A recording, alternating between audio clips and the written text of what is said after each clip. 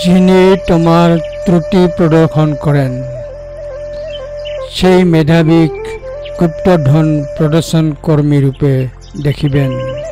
ধম্মপদ 76।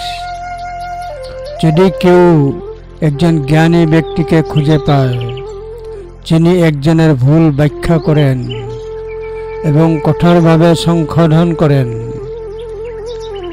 তবে তাকে ধন সম্পদ প্রদর্শনকারী হিসাবে দেখা উচিত। তার সাথে মেলামেশা পুরুষদেরকে ভালো মানুষ করে তোলে। একজন বুদ্ধিমান লোকের সাথে দেখা করা উচিত যে দোষগুলি চিহ্নিত করে এবং দোষে তিরস্কার করে। এটি একটি গুপ্তধন প্রকাশ করেছে। এটি একটি ঋষির সঙ্গে থাকার মতো হওয়া উচিত।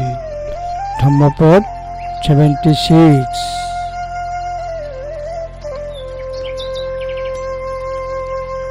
নিধিনং ও পবত্তারং ইয়ং পচ্চে বজ্রদস্যিনং